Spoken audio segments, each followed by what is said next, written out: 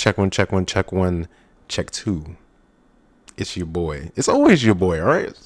It's your boy Fly Guy Kai, aka the captain, aka the main character, right?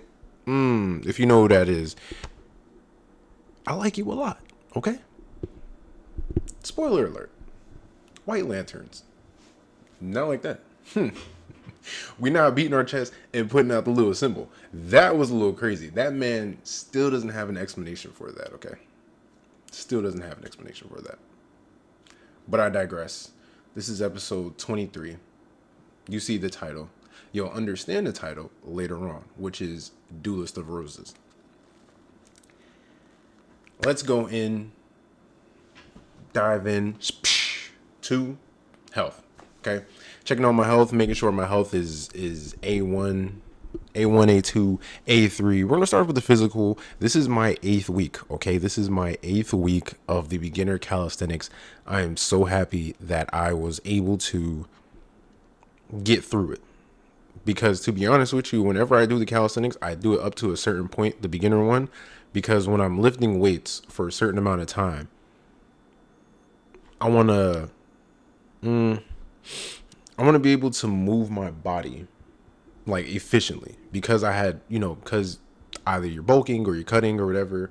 Some of us don't know how to move our bodies efficiently with the weight that we have on. And it doesn't matter how much weight you have. Can you personally carry your weight in a different way? Like, yeah, you're walking. Yeah, you're you're able to lift yourself up out of bed, or you're able to do a pull up here and there. But when it comes to like these like random ass compound movements, like how are you able to do that? And that's what this is making me realize. And one, I'm feeling the workouts. So that's one. And two, it's helping me in certain ways. You know what I mean? Just overall better. Getting active, getting to it. And I could do a lot of it in the comfort of my own home, because it's no weight, no equipment type workouts. So pretty good. I'm pretty proud to be still in that. Today's a rest day, which is why I'm able to just chillax and do this. The next 3 days will be the final 3 days of the program. And then what I want to do is just do about 1 or 2 weeks of weightlifting. Like 1 or 2 weeks of weightlifting and cardio mixed in, so that way I don't lose too much of what I've been doing. And then I'm going to get back into the intermediate or the medium aspect of calisthenics for the program. It's also an 8-week program. Like, it's 8 weeks, 8 weeks, and 8 weeks. So we got physical. Let's get to the spiritual health. You know me. God all day. God all day. Love God. Thankful that not only is he the creator, the grand creator, but also that he continues to create, and he has set forth continuous creation on its own. In a sense, it's like he created AI and said, yo, just go out there and do. That's it. Set a self-replicating, self-replenishing type of program that goes out there and does things and creates on, whether it's a small scale, whether it's a large scale, depends on the person, depends on what's going on. So yeah, always there. Yahshua, I'm always thankful for Yahshua. For those that don't know, Jesus, but I tend to see like a lot of things derive from Latin meaning, Greek meaning, stuff like that. When you learn a person's name, I could be wrong, I could be totally wrong, or I could be totally right, but it feels right to call him Yahshua. So I just refer to Jesus as Yahshua, which it doesn't matter, like, to an extent, it doesn't matter like what you go by, just as long as you acknowledge who he is and what he's done. And I'll always acknowledge who he is and what he's done. I'm always a little selective on the story, because you know how people romanticize stuff, or people will embellish certain things, or they'll just make up certain things. You never know. And people have been doing that for years with stories to make them better, to make them more interesting. So we don't know, but go by with how you feel, which is how I feel about God and how I feel about Yahshua. Love them both. Thankful for both of them. That's where I'm at in the spiritual part of health. Now we'll get into the sort of the mental aspect. Am I at the greatest right now? No. A little depression, a little confusion. A little bit of, not too much in detail, but a little bit of a mindset that I don't necessarily want to get back into. Not just like in a sense of like, oh, it could result into like something that's just like physically a problem. Like, no, it's more of like a mindset or an attitude type of problem. But that's something that, since I acknowledge it, let me try and fix it and try to get down to it and help it out. Okay.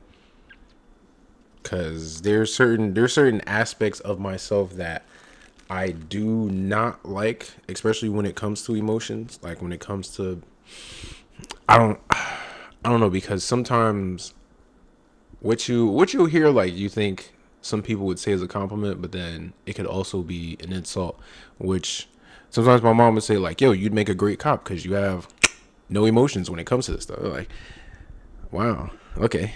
An emotional robot. That's what the military's made me. And it's not so much that, it's just I process things differently. So certain things I care about, and then certain things I don't. There's a lot of things that I don't care about, and a couple things that I do. But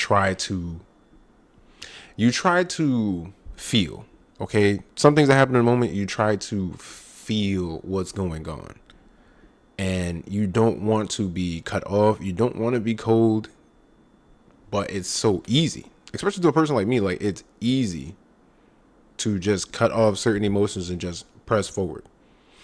But you don't want to do that. You want to be better than that. Or at least I want to be better than that. So I try to be better than that, to try not to go into certain aspects. But, you know, sir, things come up. Things tend to happen. The important part, you recognize it.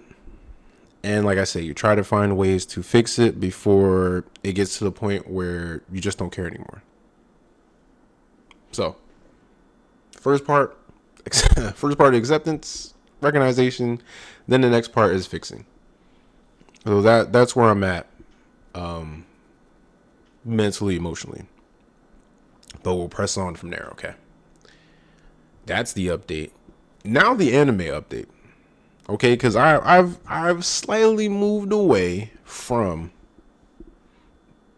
doing like anime of the pod to just like anime updates and pretty much what I'm watching. Because I will get lost in anime of the pod, and it'll get to a point where I might just list an anime that I've already talked about, because I'm picking from like my top 10 or ones that I kind of find interesting.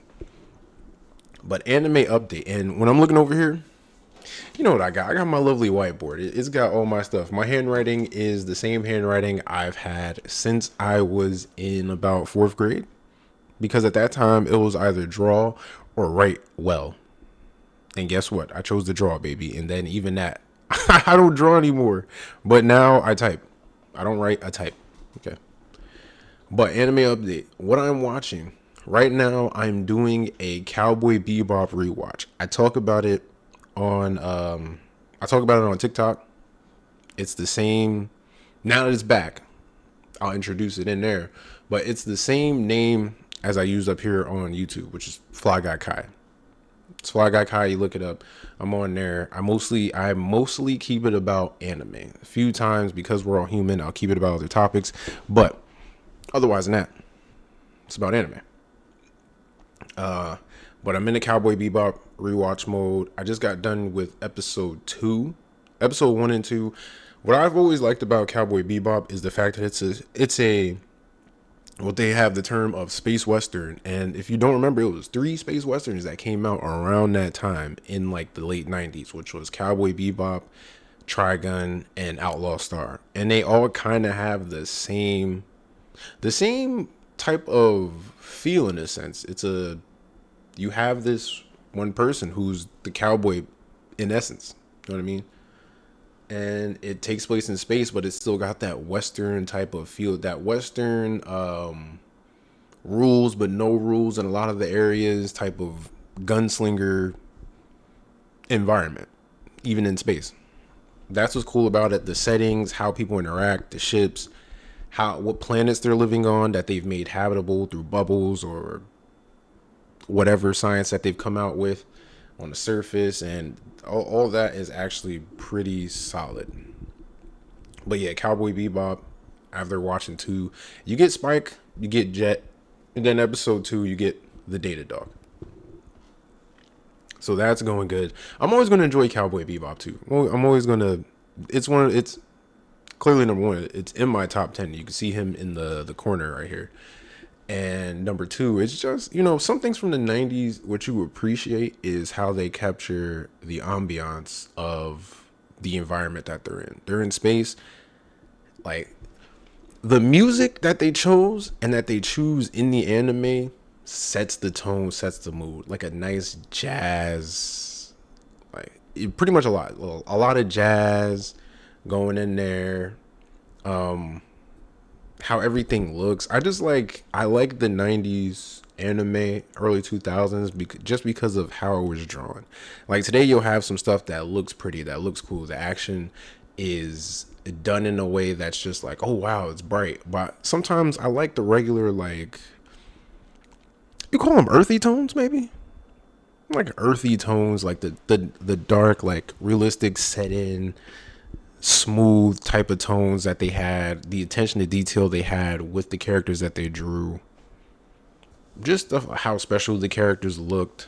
A lot of them are like elongated style, but it kind of fits how it is. Like if you see Trigun, he's super elongated. Like you see Cowboy Bebop, Spike, whenever he fights or something like that, he's got these goofy shoes, almost like Sora, where like they're big, but he's got like damn near a pencil type of body. So it's still dope to me. Dragon Ball Daima, I'm still rolling with, but I don't know. And to say I still hold it up there. I still am enjoying it because it still has that aspect of Dragon Ball that, I mean, those who've watched Dragon Ball would love, because Dragon Ball was about the actual title, it was Dragon Ball, and you got some fights in there. Then it slowly got into more of the fights. But there is like, I think it was like the last episode or last 2 episodes, kind of like, okay. It's one of those things like, okay. And this one's supposed to be 20 episodes. It's supposed to be 20 episodes and then that's it. But the one thing I do like about it is it sets up a lot of things that can be used later on, in a sense. As far as when they do more stuff with Dragon Ball Super, how can they set stuff up with the Demon World origins and the hierarchy where it comes to deities and where these people come from and how they interact with the multiverse, stuff like that. So yeah, I'm still sticking with Daima. I've enjoyed more episodes than I've hated. And it's not even like, oh, I've enjoyed 60% to the 40%. Like, no. This is like maybe like 80% of the episodes and 20% of the episodes I don't like. So that's still good to me. Blue Exorcist, I've finally caught up to Blue Exorcist, and now I'm on to the point where like they're having a new episode each week, so I'm right there with the new season. And this is cool because where I'm at, it's like spoiler a little bit, but a lot of you probably haven't tuned into Blue Exorcist because it's not really hyped up like that. It's still a good anime though. Blue Exorcist, we're getting to the point where the twins, like one of the twins that actually has, you've already come off of, you have the normal thing, it's twins, right? Twins that were born from the mom, but then also born in a way of Satan as well. One of the twins has the actual power. He actually has like the ears and like a tail that the demons normally do. The other twin's perfectly normal. or so you think he's perfectly normal, but there's something in there.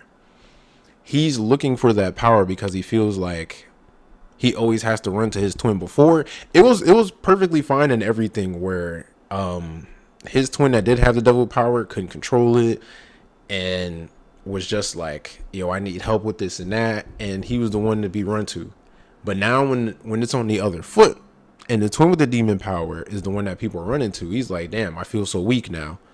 Man, I gotta, now he's going to extreme odds.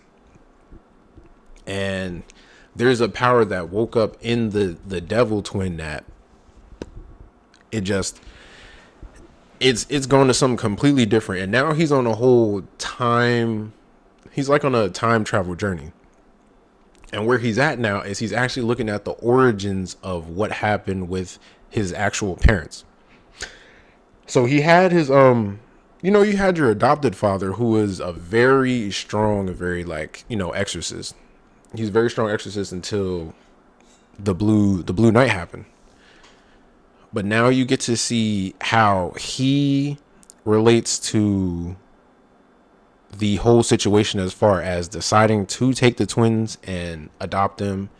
How does he know the mom, and then how the mom got involved with Satan in the first place to have these kids is it's really good. And it's not taking its time. It's actually like, okay, this is the mom when she was a child, speed it up to when, this happens, and speed it up a couple years, this happens. I think this is maybe 4 episodes in, and now we're at a point where she's going to weddings and stuff. So we're at stuff like that, and it's pretty good. Sakamoto Days, definitely what it's doing is it's setting the place, and it's introducing, it's doing what it's supposed to do, introducing you to Sakamoto and what he can still do, and also introducing you to some of the supporting cast. And then I feel like that's when it'll start to take off a little more, because I've already read the first volume of the manga, and I'm like, okay, I get it. So it's the usual, just setting up, running it slow, letting you know, like, yo, he's escaped, not even escaped, he's retired and left,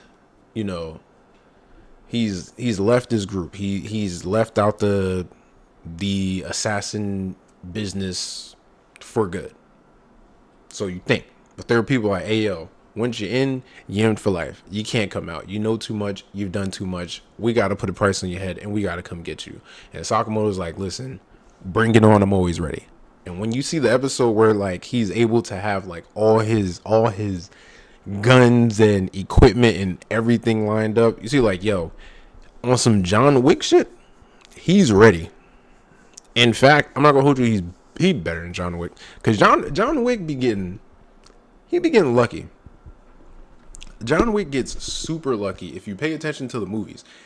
He gets saved a couple times. Not only does he get saved by people, but he kind of gets saved by the plot too. So there's always that. But just know Sakamoto is about that. And from what I've seen here and there, as far as when people talk about Sakamoto Days that have actually read the manga up until like its current thing, fire. Okay, there's some very old guy they actually show in the opening, which, so I always say it's important to pay attention to the opening. But there's an old guy in the opening that they say is like one of the like straight nastiest when it comes to assassins, and it's gonna take a bunch of them to stop him for some reason. I can't wait for that.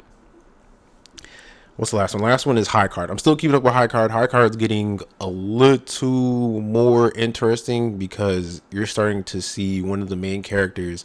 One of his cards was like he can heal himself rapidly. Like there's no type of like you can jump off a building and he'll be able to get his health back or something. But not only was the card he had weakening, he was coming down with the same type of illness that his sister had. That was very strong illness and reoccurring. The card wasn't working for him. They got to figure out what's going on. Like, does he stay with the group or not? And now the cards have actually, from all the cards that they've gathered, someone has actually come to steal them. So now what's going on with that? Just it's starting to turn up a notch. So I'm liking that about High Card. That's why I like to stick with it. So yeah, that's my anime update so far for what I'm watching. Will I be looking out for more to watch? I have to. I don't think I have to start it over again, but I gotta get back into Blue Lock. I think I'm gonna start that next week. Next week, I'll start with Blue Lock. Da-na-na. What do you think? What do you think? Story update. More like writing update. Okay, because here's the thing with writing. It's a back and forth. It's not a smooth, solid thing. And how I like to write, because there's no pressure or nothing like that, but I'm gonna start putting pressure on myself. I'll have something that pops into my mind throughout the day, like once or twice, every day, every other day, and I'll just go and I'll add it in.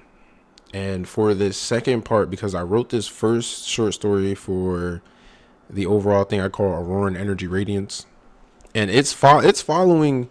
It does like what most comic books set out, which this isn't really a comic book because I don't have anything drawn in there, but this is just trying to work towards just having superhero stories, because that's entertaining and that's what I like. Superhero stuff, anime stuff. I tend to want to write about stuff that I actually care about. And I have that short story done, which is like 17 pages. And this second one is just getting it down to a point where if I have it structured to, okay, in this story, this part is supposed to happen, cool. I just got to go in, fill it out, then fill it out with dialogue. Boom. And what I'll do is I won't let Chat GPT or like AI stuff in general, I won't let it write my story for me, because that takes the realness out of it. Like I use it like it's supposed to be used, for an aid to bounce ideas off, because I don't have an actual person that does the same thing to bounce ideas off of. It's just me for now. So what I'll do is I'll think of my ideas, and then I'll sort of like Google certain things, and then I'll ask ChatGPT like, yo, like, how does this and this fit? And it'll kind of give you ways of like, you can fit this here, you can fit this there, you can fit this in this way, you can bring this together here. And it's like, okay. And like a lot of the times, like you can't just go with what ChatGPT says just because it's AI. You have to go in there and look, because a lot of the times I'll be like, nah, I'm gonna rearrange these parts. I'm gonna take this out because it makes no sense for me in my writing. And then I'm going to insert maybe like another villain or another antagonist to get in the way for my protagonist. So it's stuff like that. It's a lot of like planning before I actually write type of thing. So and it's getting close to the point where now I can just a little bit. Now I can get in there and actually just listen to some music, because that's what I get to too. You have to set the environment. A lot of people say that you set the environment to where you don't have any distractions, and you can just go with what you're doing. Like for me right now, like when I record my videos and stuff, I really won't have my TV on. Like I won't have my TV on. I won't have my game on or nothing like that. So that way I can just podcast, talk to you guys. I'm gonna have to like go back to that same setting of popping in the music in the headphones, and then just flowing and getting to it. So I'm definitely getting back to that, because I have what my thing is when it comes to writing is I have the ideas in my head, right? I already have the ideas. When I think about it, a whole scene plays out, and the whole thing plays out, and it's like, well, it's already there. I'll read back something of like the ideas that I've had for the story or for what I'm doing, and then I'll be like, oh, it's already there. And that's why, like, there's no urgency to write it, but I have to make it an urgency, because although it's already there in my mind, no one else knows about it. And the gift that I have of being creative is that, it's good to share that creativity, because you never know. You can either touch someone, inspire someone, maybe someone wants to work with you, and collaborate or do some things, or they have ideas of how, you know, they can help you out and stuff like that. And then that's how careers happen. That's how lives change. So I have to do better with that because I'm also a super introverted and recluse type of person. You know, sharing ain't really a strong suit to the T, but I'm starting to get better with that. So, and then again, when you're creative, you just got to create. Like it doesn't matter personally what other people think per se, because this is more so for you to get out into the universe what you create. Like, it's not so much to be like, oh, whether it's good or bad. Well, that does matter, because if you're trying to sell something or you're trying to get something done or move ahead, then whether it's good or bad does relate to that. But for the most part in the beginning, the one thing that people really don't get to is sharing. Actually sharing what your creativity is. Like, actually putting it out there for people to see. Because if you never put it out there, then you never know. Even if you are trying to gauge, like, okay, is this good or is this bad? You never know, because if you just keep it to yourself, you can't just gauge it off yourself. And just like, you know, there's people that do the most when it comes to critiquing. You can also be your worst critic. A lot of people know that. Like, you can be your own worst, like, you can be your own worst enemy. And that comes in not just writing, but in all things in life. So, just when you create, put it out there. Get that out the way. Even if the comments are mostly bad, like, at least you're like, okay, cool. I put this out there. I can get used to just putting stuff out there, and eventually it'll hit. Much like I do with these videos or videos I put on TikTok or shorts. It'll hit eventually. Okay? But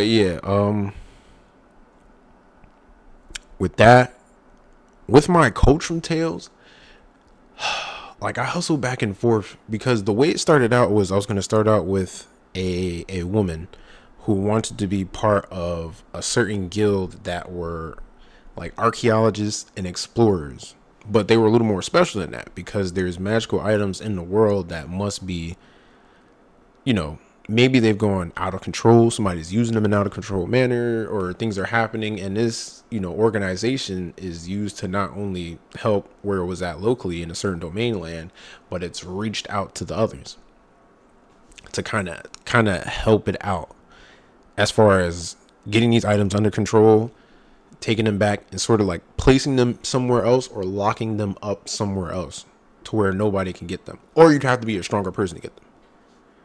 Then I got to world building, and that's my downfall. You'd think it wouldn't be my downfall, but it is my downfall, because world building, I got really heavy into it. I've got a whole map laid out for like what I call the domain lands, and the capital cities, the regular cities, some towns and some villages. I have 6 different races. I have 2 different energy sources, which is mana and Urgia, which is, you look at Urgia like chakra. And it's kind of like the yin and yang. Like, you've got mana, you can do a lot of things with mana. You got Urgia, you can do a lot of things with Urgia or chakra. Some things you can do that look similar, you just got there differently. If someone wants to use a fireball technique, they can do it whether they use mana, the outside energy, or whether they use Urgia, which is like an inside energy to conjure up that fireball. But there may be different effects to it, and I just going off to a whole different universe that I created. That's where things start to get crazy. And then my love for how card games works comes into play. You think it wouldn't, but it comes into play. How does it come into play per se? Because there's certain card games that I like. Magic the Gathering, because of how they have the 5 different, the 5 different colors and what each color stands for. And when you mix 2 colors, they'll do something different. And each color really does respond to a certain element. But it's just not only the overall working of that, but also the flavor text on each card now brings you into, when you connect them all together, there's a whole universe that these characters interacting and come from. And then when they come out with different themed decks, then it kind of takes you to another, like, it's not so much another universe, but like realms. That's what they are. They're realms within on the same planet. It's just like you're on different parts of the map. Like, this one's inspired by Japan and futuristic tech. This one's inspired by Aztec Mayan culture. This one's inspired by Egyptian culture. Like, it's stuff like that, and how they have 5 civilizations within it, and how they kind of do that with planeswalkers. And there's that aspect. There's chaotic. People don't know about chaotic, though. Chaotic was fire, and that too had different. This one wasn't so far as like different colors that people followed. It was more so you had 4 elements, the usual 4 elements: earth, fire, wind, water, and people that had attacks related to those elements. But there was also tribes, and you had overworlders, which consisted of it looked like it consisted of like the good kind of like ogres or orcs, and bird people, ape like people, like animal humanoids types. That's what it was. And it was pretty much on the surface. You had overworlders, then you had underworlders, which pretty much all looked like demons and monsters. Then you had Mapedians, which Mapedians were like lizard people that kind of lived in sand-like areas. Then you had Danians, which were ant people, and they had like a special thing with hive minds. So not only having all of that, but they had disciplines, which was courage, speed, wisdom, and power. Now, based on the way they had the rules set up, based on certain lands you could bring in, like, there's domains when it comes to these cards. Whenever you played Yu-Gi-Oh! And someone's had like a land card, like the Umi card, which boosts water type cards and fish people up like 200 or something like that. They have these where a certain discipline, the person that goes first is whoever has the highest value in there. And then there's certain aspects of like, if you control fire, you get boosted by like 5 attack. So inner workings like chaotic. But not only that, is that each card, you could have the same card, but you could have 5 different versions, meaning that the stats that they have, the disciplines, could differ. Now, they wouldn't be too different to where, and each one is like, I think it's like 1 to, not 1, I think it's like 10 to 100. Now, if a card had, let's just say they had courage of 35, that might be their middle ground. They have a range of this card. If you have 5 different versions, it's going to be from like 25, 30, 35, 40, 45. So ranging from 25 to 45. That's how big of a range their courage will be, even if you get a different card. Now, that's just one discipline compared to having 4 in total. And then also there's a health value too, like an energy value for hit points and stuff when you guys battle. That could also differ. So you could get these packs and you'd be like, I got this card. Like, okay, I got this card, but mine has different disciplines than yours. If you're looking for something specific and you're trying to build your deck in a certain way, then you might be after a card that has a certain higher discipline. Even though you have the same card, it doesn't have the exact.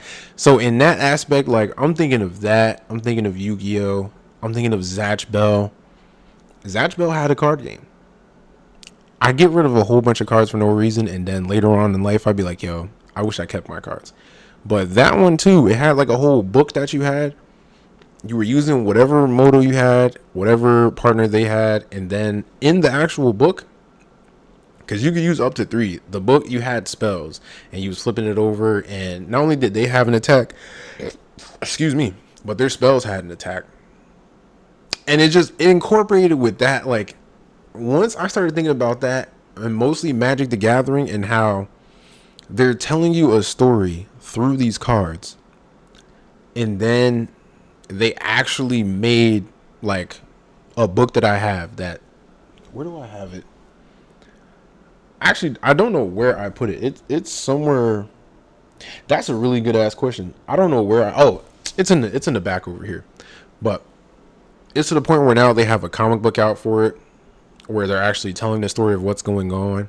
They give you a whole timeline. There's a story that's going on with these cards each time they're released, and that's where I'm like, yo, what if I just focus on characters and items and locations in a way as if I'm making a card game, but I'm still trying to tell a story. That's where I got with all that as far as like Coach from Tales and card stuff. It was just my mind goes with creativity.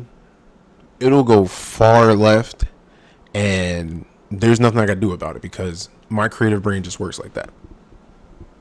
And about connected universes. I love Marvel. I love DC. I love the comics that have different heroes all in the same universe, but they're all doing things their own way in a different way. But then there are certain times where they'll cross over and they'll actually connect. They might help each other out. They might run into an antagonist that's from a different city. They might need help on that. And I struggle with, I have like over a dozen different ideas for short stories. But is it possible to combine these all into one universe and have my own type of comic book universe where I have these selected heroes and they just have their own stories and it branches off from that? I'm just one guy. Now, can I do it? Possibly. And I always juggle with that. I'm like, do I want to make one? Do I not? That's my biggest struggle. Because once I have something going, I'm like, if I could cross this over here and there, then this would make sense. If I could bring aliens into this, and I could bring magic into this, then, it's just one of those things. Like, being creative, it's cool, but it's not easy, if that makes sense. Like, some people make it look easy. Like, if you give me a couple of pictures and a piece of paper, I can probably write you a quick paragraph story on it or something. That's fine. But when it comes to like having to really think about certain things having to be connected, and that's the hard part about being creative. Like not knowing, how to create and exactly what you want to do, but as far as like the direction and how far it'll go and where it'll go and why it does this and that, that's where you get stuck on, and that's the hard part. Well, that's my writing update. Okay, long guess. That's my writing update. Miscellaneous.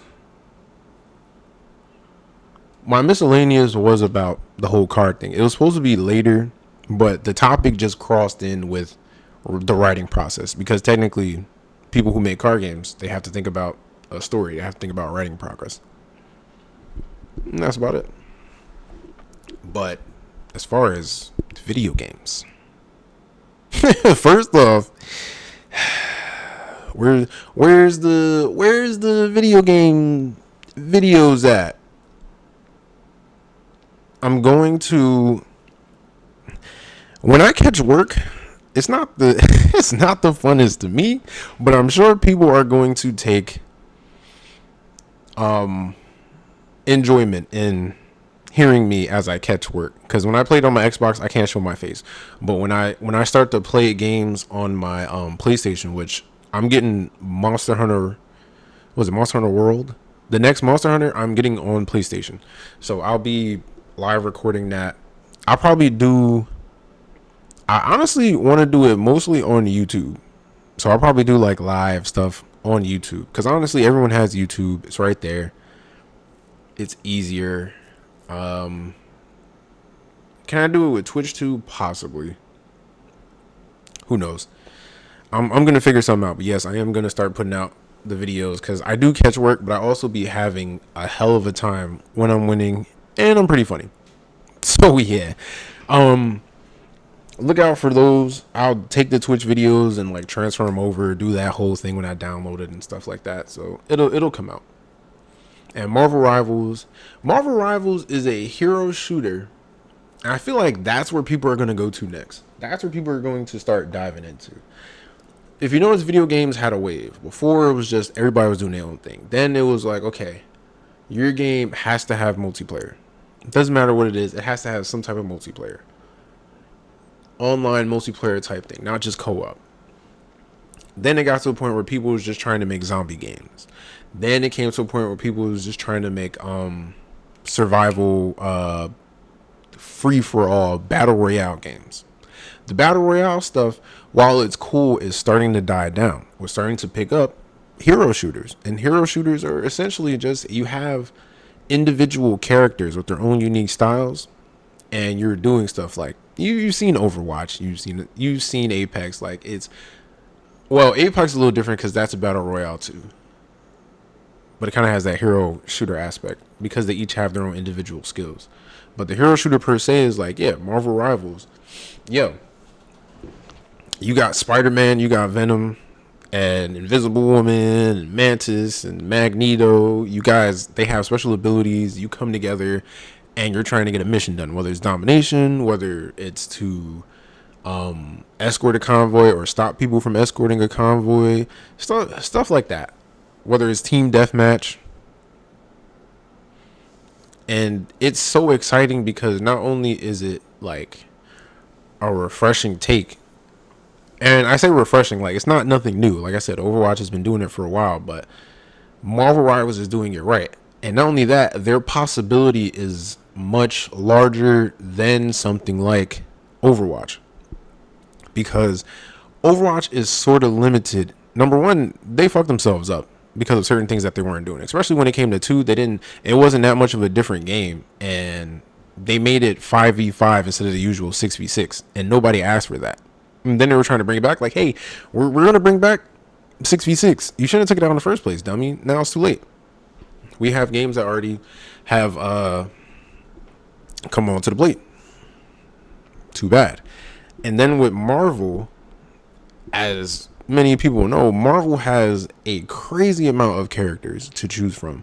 They've gotten years of characters that have come out, and not just like background characters, like actual characters that have some stain. Like I want them to come out with Carnage. You got stuff like that just from Spider-Man alone. Just from Spider-Man alone, you got mad characters to come from just from that. Then you're bringing in like the Fantastic Four. You're bringing in the X-Men. You got nothing but characters to choose from. The Avengers, the rotating cast of Avengers themselves, because you do have a few of the Avengers on there, but it's like you could have more. You could always have more. So yeah, Marvel Rivals is definitely going to stay. And what's dope is that, number one, it's free. Now, where does the money aspect come in? They come out with these skins. And mind you, you can earn, it's not like you earn in-game currency super fast, but some stuff, like as far as like in-game currency, you earn that. Battle passes, you get the battle pass, and you're earning stuff on the battle pass each day along the way. You can buy it to fast forward, but it gives you enough time each day to where you're progressing and you don't have to worry about running out of the battle pass, unless you're just a person that doesn't have that much time and there's a skin that you want. Another thing, skins is not, there are ones that initially have, it's just a different color variation, but so far that's like one. But the other ones you legit have, like you had Christmas themed, Chinese New Year themed, actual like stuff from the movies. Spider-Man, now the Spider-Man PlayStation 2 costume came out for the actual Spider-Man. You got an alternate Venom thing going on. Iron Man had a couple different suits. Thor. And this is the thing, you don't have to buy alternate costumes for each character. You can just buy them for the ones that you main, like the top 6 characters to 7 that you actually like mainly use. Buy costumes for them. That's where the money comes in, because the costumes are dope. And they're like, hey, you don't need these costumes. They're not going to give you anything extra. But if you want these costumes and it has like a cool taunt that you can do, Maybe it'll come with a cool spray, and then there's also like if you're the MVP, there's an MVP animation that kicks in. There's going to be different ones when you buy them, depending on what you buy. Sometimes they'll have different animations. So that's where people spend their money on. As long as it looks good and that people like want it, then yeah, they're going to spend their money. Especially if they want to look a certain way, and then like if they're getting the MVP, they want the animation to go the way they want it to. That's where the money aspect comes in. And once you do that, and you're supplying us with, unlike Overwatch, because they said Overwatch will maybe give you like 3 new characters, maybe within a year, and you got Marvel Rivals. It's like, yo, we're giving you like 8 characters, 8 new characters this year, and it's gonna be like 1 or 2 every month or so. They know what they're doing. So DC needs to look at this model, much like it should have did with the movies. When you've seen the movie, like when you seen how Marvel was doing, you should have just did that. Don't try to rush it up and have an Avengers like moment with the Justice League and then race to the big bad. No. Take your time. Copy what they're doing. You guys are literally, some of your characters literally look the same type of story beats. Just do it, because there's not like, oh, people are going to go to one thing and then like shit on the other one. No, I like comics in general. I want to see both win. Okay, I want to see both companies win. So yes, I hope DC comes out with the same type of hero shooter. You can already see the similarities between some of the models on there. You have just as many characters as Marvel does to draw from. Batman alone, you could make a hero shooter about. When you add the Justice League in there, oh yeah. The Flash's rogue gallery, Batman's rogue gallery is enough to do whatever. Bringing in the Green Lanterns too, like, yo, come on, man. Yes, they have to jump on the bandwagon. Somebody's got to make some money moves and get in right with DC. Make it happen, Captain. But also with video games, I seen the thing, right? And there was a trailer for Yu-Gi-Oh! It was like, okay, I forgot like on what system or something. Maybe Nintendo Switch. I don't know. But it said, okay, Yu-Gi-Oh! Is coming out with the retro games from like Game Boy Color. Okay, like, yo, from a lot of games from Game Boy Color. But at first it was just like, yo, you're going to get to play Yu-Gi-Oh! Retro games. Like, oh shit. This is what they could do. They could bring us the big one. Ask someone about Duelist of Roses that got a chance to play it. By far one of the best Yu-Gi-Oh! Games you could ever play. Because the typical Yu-Gi-Oh! Game is the same, right? Give you some cards. You're going through story mode. Alter your deck. You're playing it. Either you're using that character's deck that went against that character in that story part, or you're using your own. Collect the cards. Duelist of Roses was different. Duelist of Roses was like combining.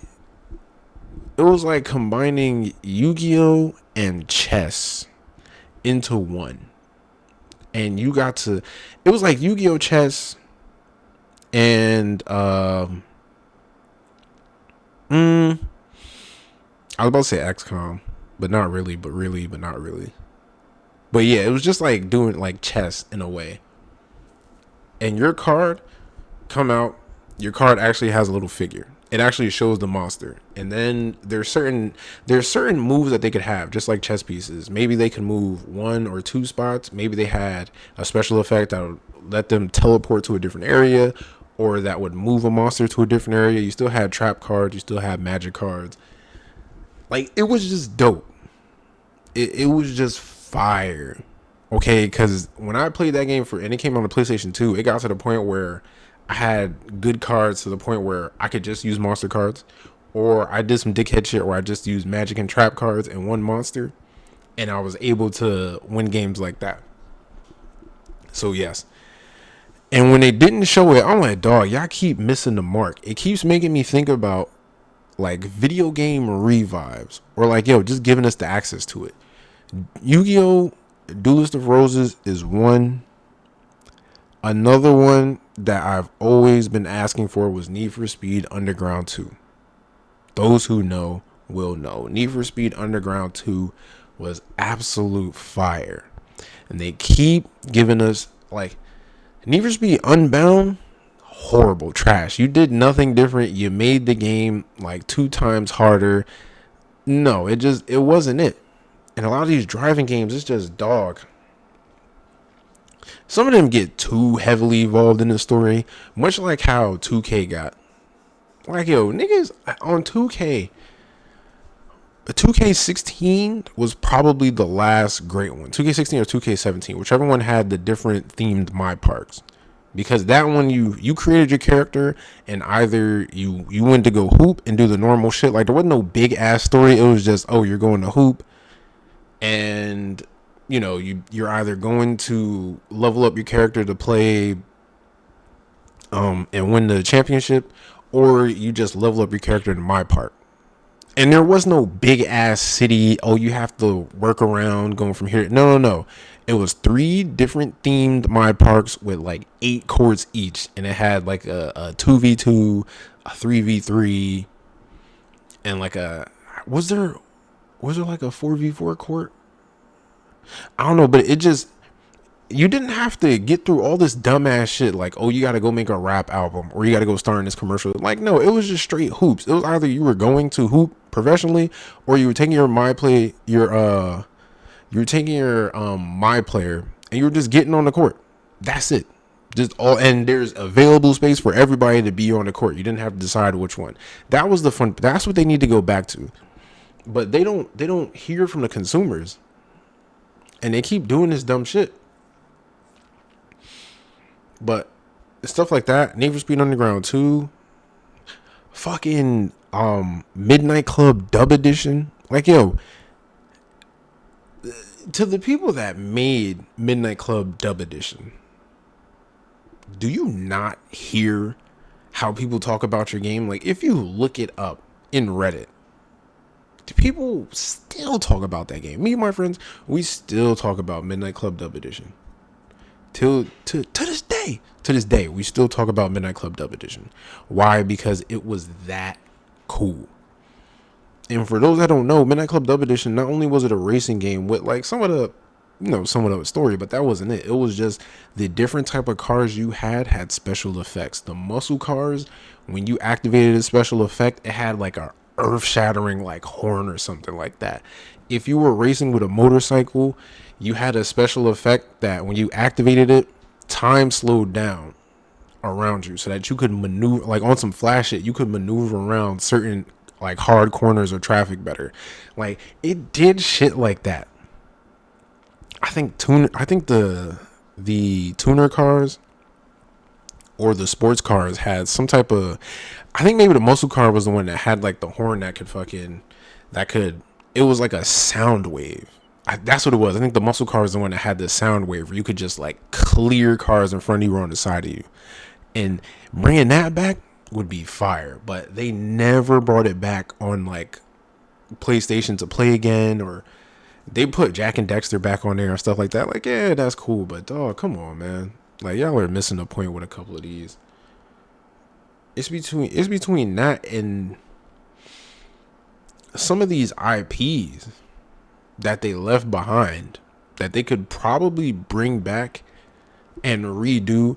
Like, when you think about it, maybe old Sega games, old PlayStation 2 games, old PlayStation 1 games. Like, yo, bring the IP back around, but bring it up to modern term. Not do a definitive edition of the game like they did with Tomb Raider. It's just like, oh, a definitive edition. Why? So I can see crisper versions of the polygons? No. Dog, you guys were doing good with Tomb Raider. Just keep doing Tomb Raider like that. Or if you want to bring back the original Tomb Raider character, that's fine. But just bring it up to a Drake's Uncharted type environment. You know what I mean? And they've done that. But if they want to do it with the original woman from like the PlayStation 1 era, then just do that. Y'all are missing the point. I don't know, man. it seems like sometimes like these motherfuckers they focus on the wrong thing to try to make money, and they don't focus on like, yo, just ask the consumer. That's it. Like, yo, ask the consumer, or better yet, do research, because there are people that are still talking about a lot of this stuff. There are people that are still like remembering, or if they get a chance to get like an emulator, they'll go back and play some of the games. I've seen people playing Def Jam Vendetta. Put that back up there. Put Def Jam Vendetta back up on the PlayStation Store. Put some of this shit back. Look in your shit and put some of this shit back up there for us, okay? Because we understand that there's new games, but a lot of these new games are lackluster. They're like pretty trash, and not like oh, you know, it's pretty trash in the sense of just the saying. Like, no, when you look at it, like, yeah, it may look crisp or whatever, but there's no substance. It's empty. I want them to also come out with a Titanfall 3. Now, mind you, what did Call of Duty do? They do what they normally did, because Call of Duty was at the top at one point. And then you get these other shooters that are implementing certain things. And what did Call of Duty do? Vultures. They went over there to bite some stuff. That running style that they had in Black Ops 3, clearly biting Titanfall. Definitely biting Titanfall. With the whole futuristic, and yeah, they're just, oh, what they doing over there? Oh yeah, let's do this too. Like, how they moving over there? Omni movement? Yeah, let's do that. But now they're running out of ideas. They're fucking up to the point where now, and the cheating thing is getting so out of control, especially when it comes to people who just want to play the battle royale, but you guys don't know how to combat the cheating. For the first time, because I've deleted Call of Duty here and there before, but for the first time, I've deleted Call of Duty this early. Because Call of Duty came out in October. Playing it tough in October, November, slightly in December and January. I don't think I've touched it once. And usually Call of Duty's last me a little bit longer, because you have the team deathmatch, you have the battle royale, but it's getting so crazy and so unfair to the point where it's just unplayable. And with other games coming out, I was like, dog, Call of Duty is taking up, which is still like, they were trying to keep it like, oh, we're keeping it under one thing. Like, no, Call of Duty was taking up 300 megabytes of space, 300 and some change of megabytes of space on my Xbox system, because they're keeping it now under like, Call of Duty is this big thing where it has all the games. Boss, no one's going back to play the other games. No one's going back to play Vanguard or Cold War or Modern Warfare, the new Modern Warfare, or Modern Warfare 2, because you come out with this game, okay? Like the thinking, you're like, oh no, we're gonna have it in one hub. Nah, we're gonna have all the guns available. Yeah, but you keep nerfing the guns to the fucking extreme, and it doesn't make the game fun anymore. Some guns, that DMR when it came out, you needed to fucking nerf that, okay? The Bruin, why'd you nerf my Bruin? It probably had to be done, but damn, I missed the Bruin. Drastically changing maps. Yo, it comes to the point where we've had so many Call of Duty games, y'all motherfuckers could make at least like 6 different type of battle royale maps and just put those in rotation. It's common sense, but if common sense was common, we'd all have it.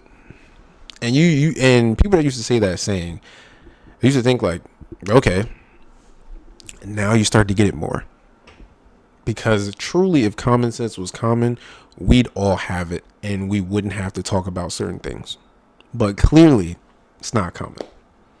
And also, it tends to be the people that do have the common sense just don't have the position of power.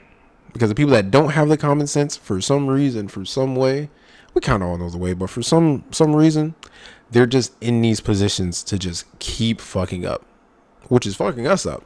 Because some of our entertainment, besides just watching TV shows, which that's another day, is video games. But if you keep fucking up on the video games, then what else? Like and y'all trying to raise the prices again on games. You're not even pushing your system to the max, and you can't even stop cheaters. So, no, you don't deserve anything higher than the $70, if that. Because some of those games out there definitely cost the good old $50. Definitely. Because y'all don't be giving us the whole game up front anyway. You don't want to give us the whole game up front? Fine. Make it free or charge us like $40. Since you don't want to give us the whole game, we shouldn't have to give you that much money. Because you're going to make us pay for it anyway when it comes to battle passes, when it comes to DLC. And the crazy switch about this shit was that Call of Duty was free this year on Xbox if you had Game Pass. And even then, it's just like, nah, I'm over this. Like, it's just, Call of Duty is a shell of itself. Battlefield fucked up when it literally gave us a game and said, yo, you make the modes. You want Team Deathmatch? Go create Team Deathmatch yourself. Nigga, I am paying you money. Okay? I've been a loyal fan of Battlefield. Whenever people would talk about Battlefield versus Call of Duty, I'm like, dog, you want a real shooter and some real competition. We don't get none of this extra shit. Go to Battlefield and play that, where your bullets actually fall, and you don't just snipe with a straight through fucking beam. You have to actually calibrate for the shit falling off. You know what I mean? You don't get to hide in the same spot because somebody can take an RPG to your building and fuck your whole hiding place up. Like, I've been a fan of that. And then that new one, Battlefield 2042 or 2024, whatever the fuck it was. Go make your own modes. Go make your own domination. Like, go do your own thing. Like, no. You make the modes for us. And then if we want to have like specialized fucking modes or something, then yeah. But otherwise than that, dog, do your job. It's a lot of people that don't want to do their job but just want the money. And that's in all aspects. But they want to have the money from what they should be doing, but they don't do it. And then we'll look at us like, well, what do you want us to do? I want you to do your job, sir, ma'am. I want you to do what we expect you to do, what we pay for you to do. Make the video game completely. I'm tired of this whole half-ass shit too, because now that DLC is a thing, DLC used to be extra content. It used to be extra added stuff where after the full game was complete, DLC was like extra guns, extra missions, not shit that was already in the game that you just decided to wall off and say, oh nah, that's DLC. It's clearly supposed to be in the game from the start. You greedy bitches wanted to just haul this off so you could get more money out of us. So instead of saying like, oh, we're going to raise the price of the game to like $100, they're going to sell it to us for $60 and keep charging us for DLC. And it'll come out to more than just $100. But people still buy it anyway because we're still buying into the hope. People start buying off of nostalgia too. You're used to Call of Duty. You're used to playing Call of Duty every year. I'm used to playing Call of Duty every year, except for that one year where they came out with Call of Duty Advanced Warfare. That was the worst Call of Duty ever. I went back to go play some old one, or Battlefield, I think at the time. But we're so used to it. Like, we're so used to playing 2K every year. 2K is pissing people off. Like, yo, y'all don't even have to come out with a new 2K game every year. Just come out with one like every other year, because you really don't do nothing different. Some more sweat mechanics. You fuck up the shooting system. You fuck up the neighborhood. Now, it's not even like my player. It's not even like my park or nothing like that. It went from my neighborhood to like my blocks to now it's like a whole my player city. Now you guys are getting ready to do some shit like my player state or whatever. We don't like, yo, we don't want a big ass RPG for certain things. Just take us to the hoops, dog. Yo, let me hoop or let me hoop the bros. That's it. But yeah, fail to listen to the people that are paying you because we keep giving you this money and we never wake up from this. I got my awakening before. I used to spend a crazy amount of money in my team. This was college. So I had a little bit of the money. I was responsible with my money already. I had a little bit of extra money to spend each month. So I was buying some cards. Now I think I spent maybe $5 to get a pack, and the pack odds are trash. You don't get the cards that you need, and then by the time they roll out these fucking dusty ass cards, it's too late. And then you're just giving us random ass cards with these diamond ratings or pink diamond ratings or fucking galaxy opal, like fucking up the mechanics of the game every time just to say, oh look, we improved and we did something different with the defense. Man, y'all are just adding more stress lines and more stress in an area where we go to kind of escape. Because some of us don't want to do drugs, okay? We don't want to do the hard stuff. We don't want to drink. We just want to play video games and pretend like we're in space, doing exploration or being the basketball player that we weren't too tall to be or being an F1 racer, stuff like that. But even when you guys are shitting on that, it's like, dog, is it all just people in business suits up there trying to think about what we might like? Is there a bunch of yes men up there that because they don't want to lose their job, they're just like, yeah, that sounds good, and they keep rolling with the punches instead of standing on their nuts and going with the gamers? All right, come on, man. Because really all I got is anime, a couple of TV shows, and video games. I mean, I'll go play the old ones because I done played Need for Speed Heat so many times, and Pirate Warriors 4, stuff like that.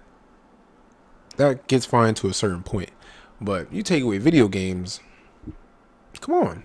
I mean, I also got writing too, but the writing situation is I'm still evolving into that. But still, like, yo, the video games is the majority, but you shit on that.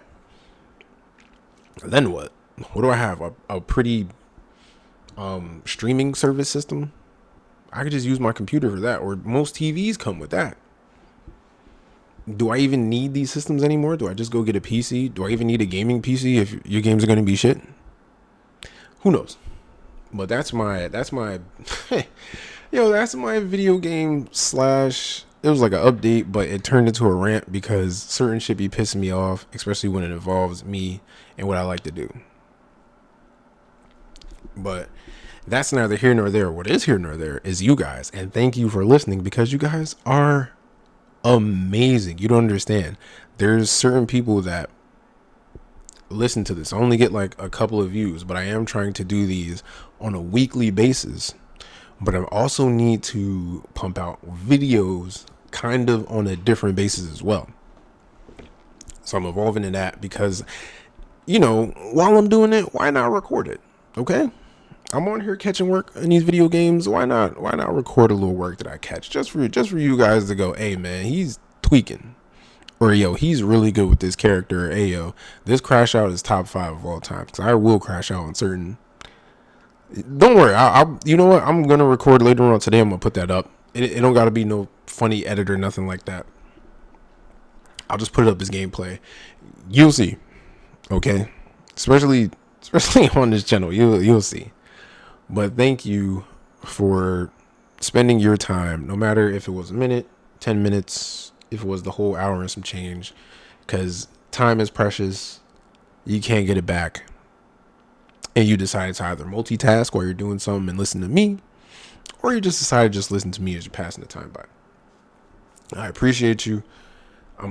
Hey, listen, we ain't too proud to beg, okay? Ain't too proud to beg, okay? Like, comment, subscribe, share videos. Do the whole 1-2 for your boy. Am I trying to make it?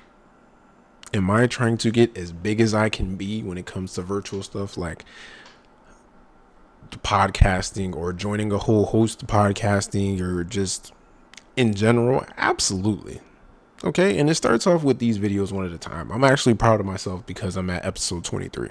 I didn't think that I was going to do more than 10 at one point, but here I am. So yes, thank you. I will be back with more videos that'll make you think or laugh or look like, yo, what is he talking about? Or make you do a little, he's got a point. Always do the 5 things. Eat better, hydrate, get your hydration sources. Do not, I repeat, do not do the most. All right, do the most when it counts. Don't do the most any other time. All right, get to getting. Okay, eat right, hydrate, don't do the most. Get to getting, and boy, mind your business. That ain't said enough. There's some business that does include you. That's the business you mind. But when there's outside business that has no connection to you, it's out of my lip.